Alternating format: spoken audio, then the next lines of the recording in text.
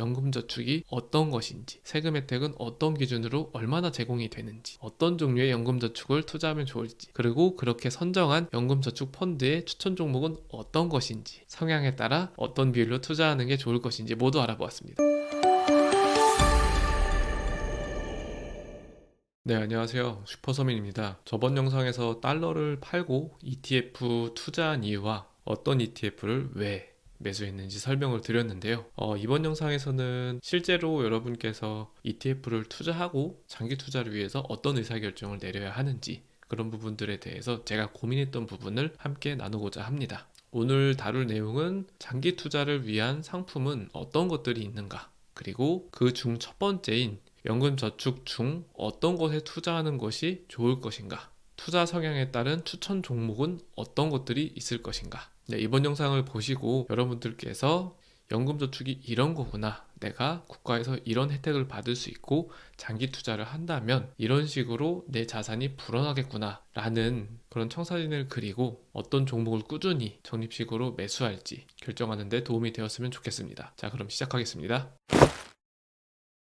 세금 혜택을 받는 장기 투자를 위한 상품은 총 3가지가 있어요. 자, 첫 번째로는 연금저축, 두 번째로는 IRP, 세 번째로는 ISA. 네, 이 용어가 처음 접하시는 분들께는 어색할 수 있는데 막상 알고 나면 그렇게 어려운 것은 아닙니다. 그리고 이 3가지를 좀 잘 활용을 해서 가장 나에게 이득이 되는 그런 방향으로 투자를 해나가시면 되겠습니다. 이 3가지를 삼총사라고 많이 부르곤 하는데요. 그 중에 첫 번째인 연금저축은 연금저축예금, 그리고 연금저축보험, 연금저축펀드, 이렇게 3가지가 있습니다. 저번 영상에서도 말씀드린 것처럼 예금이나 보험은 장기적인 투자 관점으로 수익률이 좋지 않기 때문에 저는 펀드를 추천하는 편입니다. 그리고 IRP는 개인형 퇴직연금으로 주식 ETF나 채권 등을 투자를 할 수 있는데요. 이 중에 주식 ETF는 위험 자산으로 분류가 되고 채권이나 어떤 적금 같은 그런 자산은 안전자산으로 분류가 되며 위험 자산은 최대 70%까지만 투자가 가능하므로 보통은 위험 자산 70%, 안전자산 30% 해서 7대3 비율을 맞춰서 투자를 할 수가 있습니다. 그리고 세 번째, ISA는 개인종합 자산관리계좌로 이번 영상에서는 중개형을 기준으로 다루겠습니다. 신탁형도 있고 다양한 형태가 있지만 저희는 직접 주식에 투자하고 혹은 ETF를 투자하는 그런 적극적인 투자자이기 때문에 장기적인 수익률 관점으로는 중개형을 활용해서 투자하는 게 가장 좋을 것이라고 생각을 하고요. 세금 혜택 관련해서는 연금저축과 그리고 IRP와 조금 다른 부분들이 있어요. 그래서 이 부분은 제가 향후에 다룰 설명 영상을 보시고 어느 정도 공부를 하신 후 투자를 어떻게 할지 정하는 게 좋을 것 같습니다. 오늘은 삼총사 중 첫 번째인 연금저축에 대해 알아보겠습니다. 제가 연금저축을 추천하는 2가지 이유가 있는데요. 첫 번째는 연금저축에 투자한다면 수익금과 배당금에 대해 현 시점 기준으로는 세금을 부과받지 않습니다. 그러니까 비과세라고 할 수 있죠. 그리고 연금저축을 빼서 쓸 수 있는 나이가 만 55세이거든요. 뭐 조금 더 늦게 받으셔도 상관은 없어요. 그때부터 연금저축을 빼서 쓰는데 일정 금액 이상 빼서 쓸 때는 그때부터 세금을 내는데 굉장히 낮은 세율을 적용받기 때문에 크게 부담이 되지도 않습니다. 이게 어떻게 좋으냐면 원래 매년 세금으로 나가야 될 돈이 사실은 투자 원금이 되어서 또 그 다음 투자가 되고 또 투자 원금이 되고 또 투자가 되고 이런 과정을 통해서 이 투자의 복리 효과에 아주 크게 기여를 합니다. 이것을 세금 이연 복리 효과라고 하며 장기 투자 시에 아주 큰 차이가 나는 것을 알 수가 있어요. 네, 그리고 두 번째로 제가 연금저축을 추천하는 이유는 연금저축은 매년 납입 한도가 있는데 그 납입 한도 내에서는 금액의 일부에 대해서 세액 공제를 해줍니다.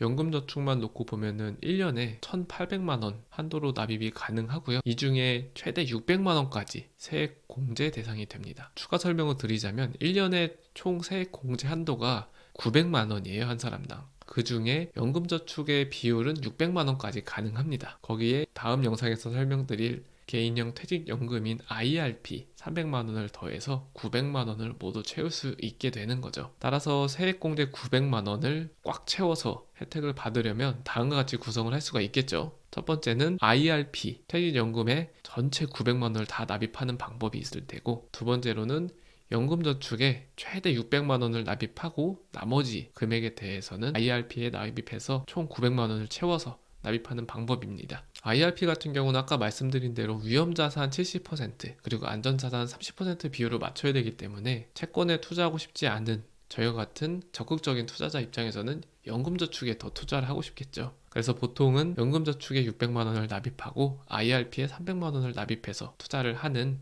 방법을 많이 사용하고요. 만약 우리가 900만 원 한도를 모두 납입한 경우에 세액 공제액은 어떻게 될까요? 이 세액 공제액은 연봉에 따라 좀 달라지는데요. 연봉이 5,500만 원보다 조금 낮다 한 경우에는 16.5%의 세액 공제율을 적용받아서 최종적으로 148만 5천 원을 세액 공제 받습니다. 그리고 연봉 5,500을 초과하는 경우에는 세액 공제율이 13.2%를 적용받을 수 있고, 이 경우에는 118만 8천 원을 세액 공제 받는데요. 세액 공제 받은 금액은 연말정산을 매년 하는데 그때 고스란히 현금으로 돌려받을 수 있습니다. 개인적으로는 이렇게 노후를 알아서 준비하는 모범생들에게 나라에서 주는 포상금이라고 보시면 될 것 같아요.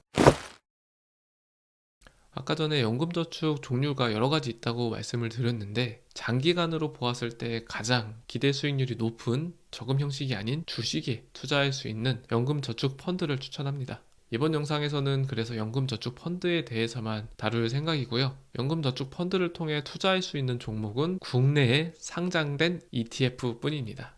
개별 주식 종목이나 해외에 상장된 ETF는 대상이 안 됩니다. 연금이라는 종목을 고려하고 세금 혜택을 준다는 그런 내용들을 좀 고려해 봤을 때는 적당한 기준이라고 보여지고요. 이렇게 국내에 상장된 ETF도 되게 많은데, 코스피 지수를 추종하는 ETF도 있고, 코스닥 지수를 추종하는 ETF도 있고, 반도체 섹터, 2차전지 섹터, 이런 섹터에 투자하는 ETF도 있고요. 오늘 영상에 좀 다룰 만한 미국 지수 추종하는 ETF도 있습니다. 이렇게 굉장히 종류가 많고 다양하므로 이제 본인이 생각을 했을 때 가장 유망하고 장기적으로 좋을 것 같다 라고 생각되는 ETF를 선택을 해서 투자를 할 수가 있고, 마찬가지로 연금 계좌 안에서 마음껏 매매를 할 수 있습니다. 물론 수수료는 계속 지불해야겠죠. 네, 성향에 따라서 제가 추천하는 종목이 있습니다. 본인이 생각하기에 가장 전망이 좋다고 생각하는 분야의 ETF에 투자를 하면 되지만, 상황에 따라서는 반도체, 2차전지에 투자할 수도 있고 신흥국 지수에도 투자할 수 있겠죠. 하지만 통계적 결과를 기반으로 의사결정을 하는 저는 미국 지수에 투자하기로 마음먹었습니다. 미국 지수는 지난 몇십 년간 평균 수익률로 보았을 때 가장 안전하고 수익률이 가장 높았기 때문에 지수 추종하는 ETF 상품도 굉장히 많이 있거든요. 저는 그런 다양한 미국 지수 추종 ETF 상품 중에서 제가 중요하다고 생각하는 두 가지 조건을 만족하는 ETF를 찾아보았고, 그 조건 중에 첫 번째는 운용 수수료가 적은 ETF입니다. 이게 운용 수수료가 뭐 0.1%냐 0.2%냐 이게 되게 크지 않아 보이지만, 장기적으로 계속 매수를 하고 운용을 하는 우리 입장에서는 차이가 점점점 벌어지게 되어 있기 때문이고요. 조건 두 번째로는 배당금을 재투자해주는 ETF입니다. 저는 게으른 투자자가 되고 싶거든요. 그래서 어차피 장기 투자를 하는 관점이므로 배당금도 자동으로 재투자해주는 TR 상품, 토탈 리턴이라고 하는데요. 그 TR 상품을 찾아봤습니다. 그래서 결과적으로 아무 생각 없이 일정 금액을 적립식으로 계속 투자가 되게끔 그런 시스템을 만들고 싶었어요. 이런 조건들을 걸고 최종적으로 제가 비교를 해보고 결정한 상품은 삼성투자증권의 코덱스 미국 S&P 500 TR과 코덱스 미국 나스닥 100 TR입니다. 여기서 이제 성향에 따라서 좀 다를 수 있는데, 본인이 좀 공격적으로 투자하고 싶은 성향이다, 혹은 아직 나이가 좀 젊기 때문에 약간의 손실을 생기더라도 만회할 수 있다 하면 나스닥 100 ETF 비중을 좀 높이면 되고요. 나는 좀 안전하게 그냥 지수를 천천히 추정하면서 그러면서도 좀 괜찮은 수익률을 얻고 싶어 한다면 S&P 500의 비중을 높이는 것을 추천합니다. 기본적으로 S&P 500도 주식 투자이기 때문에 변동성이 당연히 있죠. 그렇기 때문에 약간 변동성을 더 크게 가져갈 거냐 아니면 변동성을 약간 가져갈 거냐 하는 그 차이가 있습니다. 최근 10년 동안의 평균 수익률만 봤을 때는 나스닥 100 ETF가 수익률이 더 높습니다. 이렇게 본인이 원하는 섹터나 국가 지수 등의 ETF를 찾고 합리적인 조건을 만족하는 ETF로 최종 결정하고 나면 이제 단 하나만 하면 됩니다. 바로 아무 생각 없이 편한 마음으로 살 수 있는 만큼 계속해서 사서 모으는 것이죠. 저는 증권사 어플의 자동 매수 기능을 활용해서 매달 일정 금액만큼 자동으로 사모으게끔 설정해 두었기 때문에 아무런 신경을 쓰지 않아도 계속해서 사서 모이는 시스템을 만들어 놨습니다. 여러분도 다양한 방법을 한번 검색을 해보시고 본인에게 최적화된 시스템으로 구축해 보시기를 권해드립니다.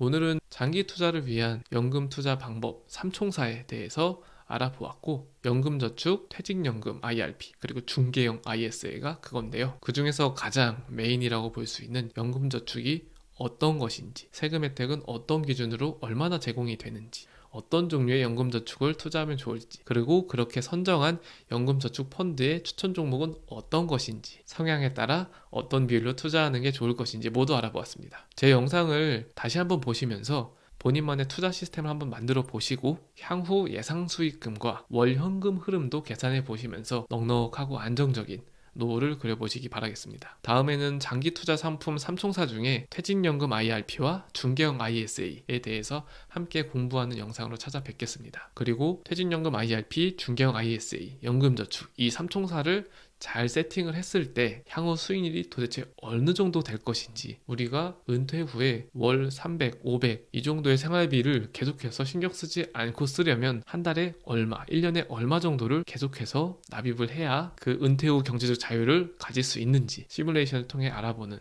영상을 추가로 제작을 하도록 하겠습니다. 오늘은 여기까지 하겠습니다. 고맙습니다.